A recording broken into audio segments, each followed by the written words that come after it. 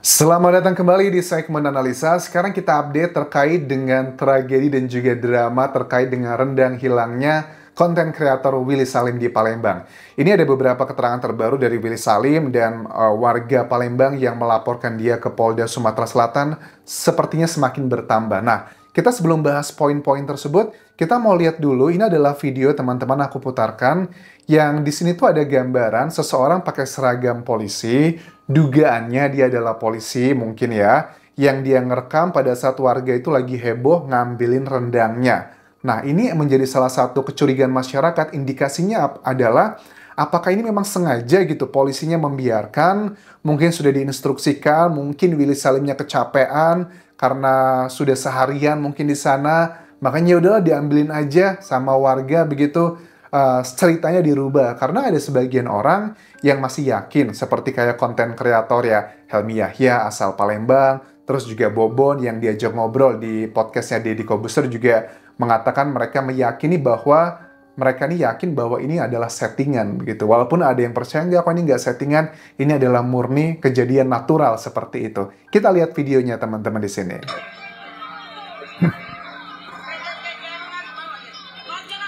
Bajunya kena, ngambil piring. Ah itu polisi kan ngerekam seperti itu. Apa nggak panas itu ya? Pakai plastik. Nah, Pak polisinya ngevideoin guys, ada yang ngomong gitu. Rusuh-rusuh katanya. Ada yang pakai ember mandi gitu ya, bak mandi. Oke, pakai gayung. Anak-anak pakai plastik. Pakai piring.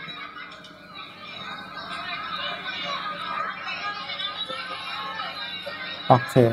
Ya Allah, tuh anak-anak pada ngambilin tuh apa nggak panas itu ya. Oke. Jadi memang gambar ini tuh sebenarnya tidak menceritakan banyak hal. Menceritakan adalah deskripsi pada saat ngambilinnya. Tapi, apakah peristiwa sebelum mengambilinya itu memang sudah dipersilahkan, udahlah daripada kemalaman dan sebagainya gitu. Karena di keterangan terbarunya Willy Salim kan bilang begini, bahwa sebenarnya katanya dia di podcastnya Deddy Kobuser ya, dia itu beli akhirnya sapi yang 1 ton.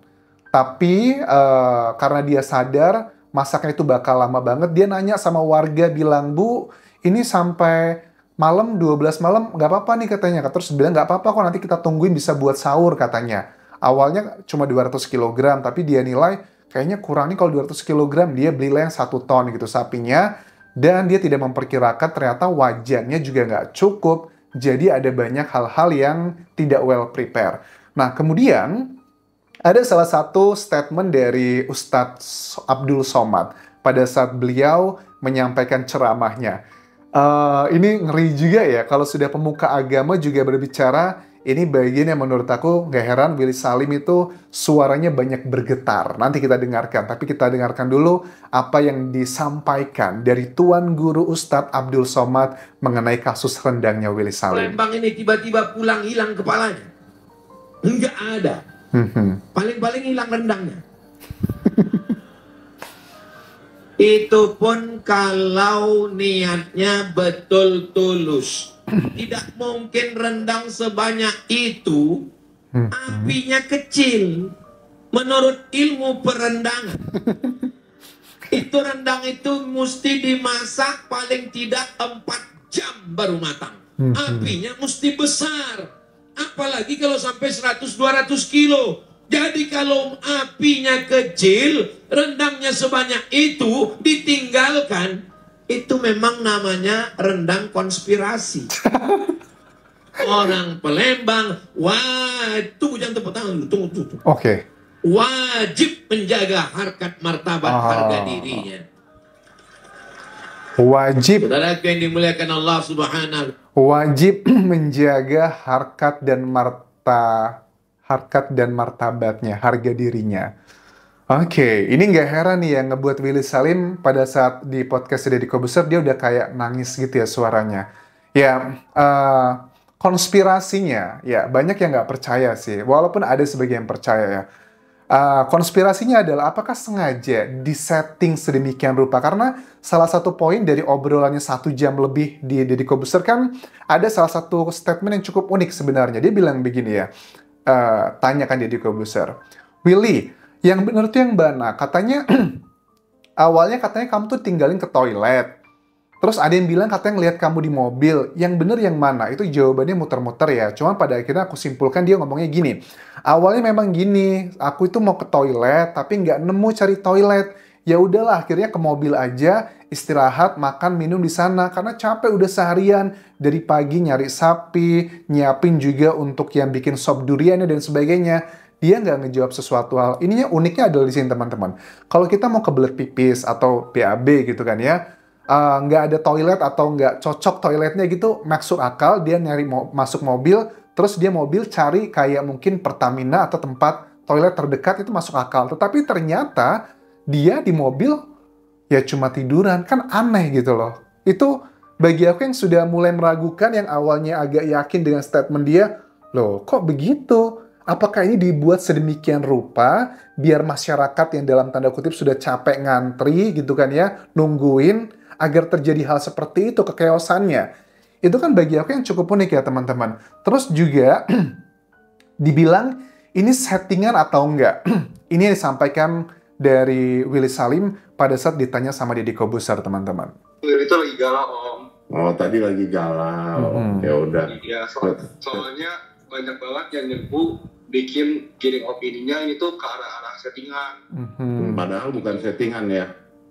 Nah, padahal itu terjadi apa adanya, tanpa gimmick sama sekali. Oke, menurut Willy Salim, ini tidak ada gimmick dan tidak ada settingan. Bahkan dia cerita di sini, ada salah satu konten kreator senior ya, yang menyarankan dia untuk mengakui ini adalah settingan katanya. Tapi dia nggak mau katanya. Dugaanku sih, konten kreator tersebut siapa? Si Helmi Yahya bukan sih? Karena kan emang ada videonya ya, yang diakui. Katanya Helmi Yahya kan dia sudah ketemu sama Willy Salim. Menurut aku ya, interpretasiku gini, kalau seandainya betul Pak Helmi Yahya menyuruh konten kreator Willy Salim ini bilang adalah settingan, menurut aku itu adalah karena dia meyakini kan ya, Bobon juga meyakini adalah settingan, Helmi Yahya juga mengakui ini adalah settingan. Tahapan orang pada saat mau minta maaf itu adalah pertama mengakui kesalahannya dulu. Kalau orang nggak mengakui kesalahan, tiba-tiba langsung minta maaf, ini bukan ketulusan. Nah, aku yakin dari sudut pandang mereka, yang yakin ini adalah settingan, menurut Helmi Yahya mungkin ya bahwa, ya kamu harus ngakui dulu, ini adalah settingan dan baru kamu minta maaf. Itu adalah interpretasiku gitu. Bobon pun juga sama, dia sangat tegas dan juga pedas ngomong di sini bahwa, saya sih yakin bahwa ini adalah settingan Willy gitu ya. Karena memang saya adalah orang yang tidak suka sama kamu, begitu. Oke, ini salah satu cuplikan ya. Jujur-jujurnya. Biasanya kan lu kan ngomong kan, sejujur-jujurnya. Jujur. Nah, gua pengen lu sejujur-jujurnya. Lu sebenarnya masak besar ini tujuannya terinspirasi dari gua. Oke. Atau bikin konten masak besar ini sebenarnya pengen bikin gua tuh panas.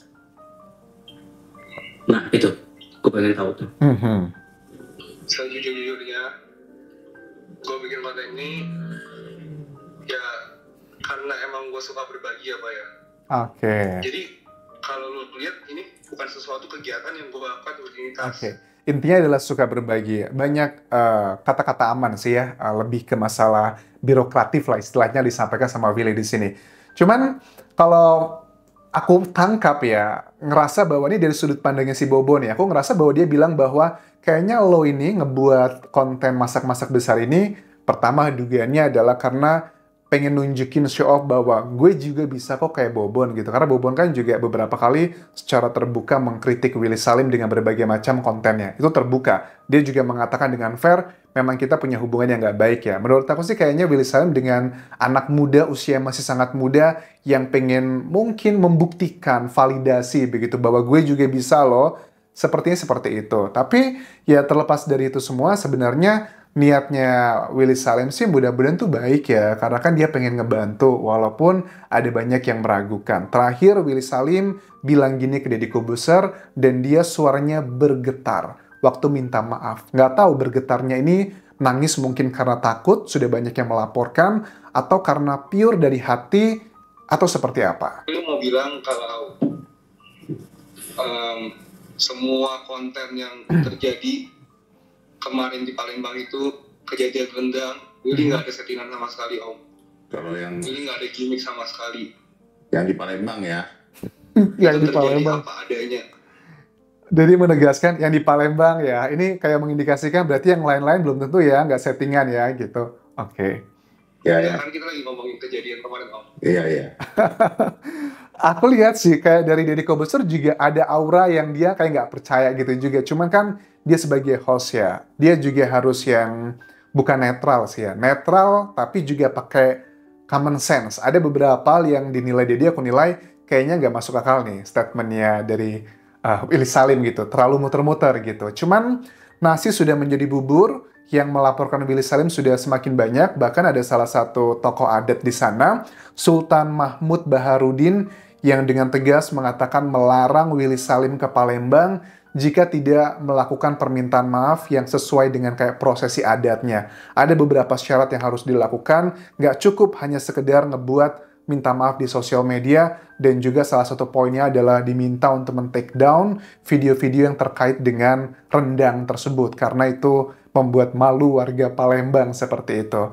Oke, ini kita sudah lihat bagian pro dan kontra, ada yang mendukung Willy, ada juga yang kontra dengan Willy. Kalau kalian seperti apa? Kalau menurut aku sih ya sudah, ini karena sudah ada laporan polisi dan sebagainya, ya kita proses aja seperti apa, dan aku yakin kok nggak usah khawatir, kebenaran itu seperti angin, dia akan keluar dari lubang sekecil jarum apapun. Kalau memang ini pure murni, tidak ada yang namanya settingan, nggak usah khawatir Willy. Pasti alat-alat bukti atau barang bukti akan merujuk ke sana. Tapi kalau terbukti memang ini ada settingan, waduh, ini ada konsekuensi hukum yang kemungkinan besar akan didapatkan oleh Willy Salim.